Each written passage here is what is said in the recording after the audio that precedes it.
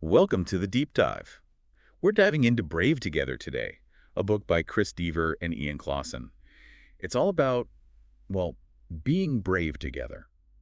It's a pretty powerful concept, especially now when everything feels so, I don't know, turbulent. It Hmm. really makes you think about work and leadership and even what success really means? Yeah, and these authors aren't just talking theory. They've worked with the big players like Apple, Disney, Pixar. Right? They've seen it all. And this idea of ditching brave alone for brave together really resonated with me. It's like, are we stuck in this lone wolf mentality? Totally. The book talks about these mental prisons we build, like fear of failing or not being good enough, all that uncertainty and the constant Yeah, I changes. actually list them out. Fear of failure, inadequacy, uncertainty, and change. Exactly. And they don't just point them out, they give you a tool, this mirror test. Oh, I remember that, the mirror test. Yeah. So how does that help us get better at this whole co-creation thing? It's like holding up a mirror to your work, your goals, everything. You're taking a hard look at where you are, where you want to be, what you're good at, what you struggle with.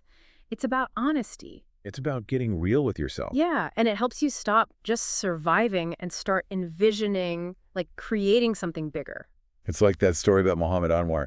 His business was tanking, and his mirror test moment was realizing his leadership was the problem. Oh, yeah, his whole tough guy act was backfiring. Big time. And the mirror test helped him change, become more collaborative. It's not just for individuals, though. Whole companies can use it to, like, shake things up and find a better way of working together. Okay, so we've got the self-reflection part, but how do we actually DO co-creation? Is it just brainstorming, or is there more? This is where it gets interesting. They see co-creation as a way of life, not just a work thing. No more silos, no more competition. It's about using everyone's best to make something bigger than any one person could. And they have some pretty amazing examples. Oh, tons! Like the untold Apple story. Even with their secrecy, there was this little brain trust forming. Right? These HR folks saw some teams were thriving while others were stuck. They figured out that Apple's secrecy was actually hurting their teamwork. Meant to create that wow factor for customers, but ended up backfiring internally. Exactly. So they started pushing for more openness, teams actually talking to each other and working And it together. made a huge difference. Huge. They even found this existing brain trust within the camera team, proof that collaboration works. It was already there, just hidden.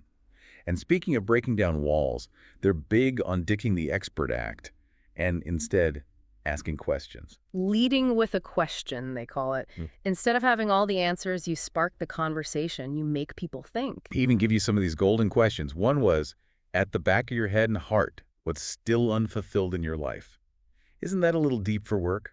Maybe at first, but think about it. Your team goes from just colleagues to, like, actual people connecting. You find out what drives them, what they care about, things you'd never know otherwise. So we're missing out by not having those deeper conversations. Maybe we are. We might be leaving so much talent and passion untapped by just sticking to the surface level. And one of the things that really struck me is how they connect these big ideas to everyday life. Right. They don't just say be co-creative. They give you actual steps to take, like that defining the situation thing. Oh, yeah, that one's huge. It's about realizing you have choices, even when things are rough. You can blame everyone else, or you can own it and find solutions. Like that story about Steve Young, stuck as Joe Montana's backup. Talk about pressure. But instead of giving in to doubt, he focused on what he could control. Hmm. Practiced, studied, asked for advice. And he ended up leading the 49ers to a Super Bowl win. Perfect example of going from victim to co-creator. You start to see that even when things are hard, you can shape your own path. And it's not about pretending everything's great. No, it's about acknowledging those feelings, working through them, and then choosing to move forward proactively. And they give you tips on how to actually do that, right? Like figuring out what sets you off, learning to handle your emotions. Exactly. Becoming more positive, focused on solutions. It's a process, not a quick fix, but they give you steps to start. One thing I really liked is how they use stories to make these ideas come alive.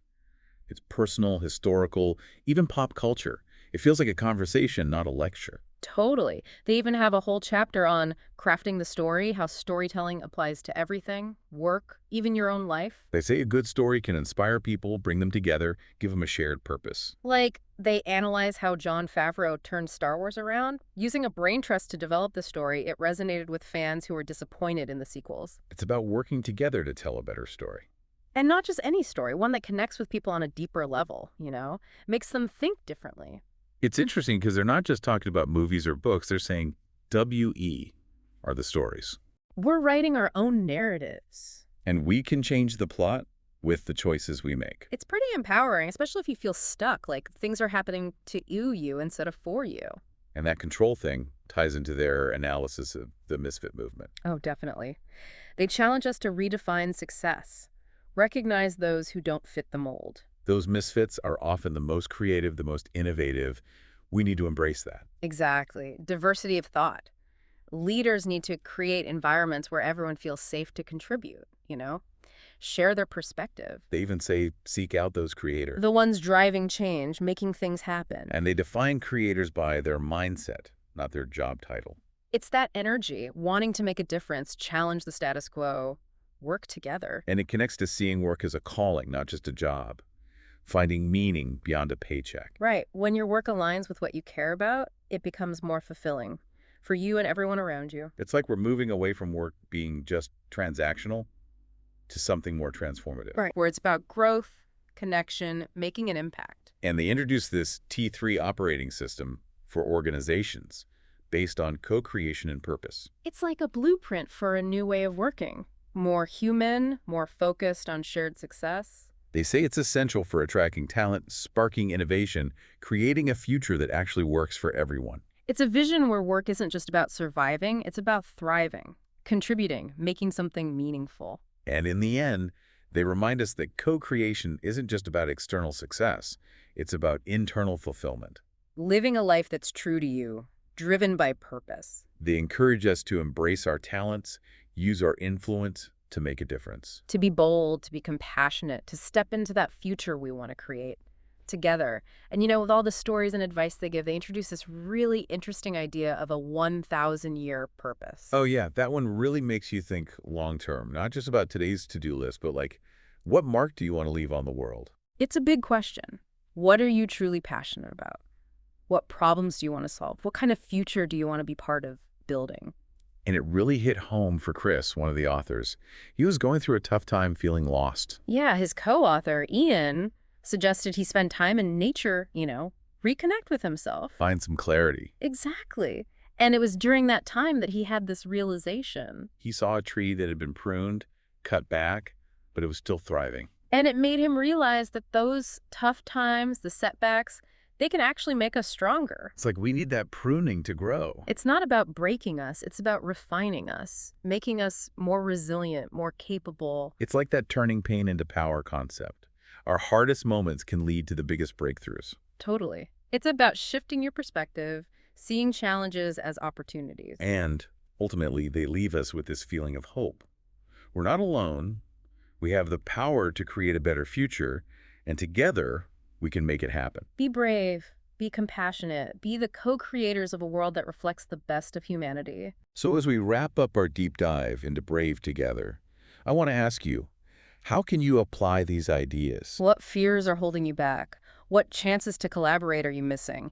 How can you shift from scarcity to abundance? And what about that legacy? What impact do you want to have that will last, that will echo through generations? These are the questions to think about as you start your own journey of co-creation. Remember, the future doesn't just happen. We create it together. Be brave, be compassionate. Let's co-create a world worthy of our dreams. That's it for our deep dive into Brave Together. Hope you enjoyed it. And remember, keep diving.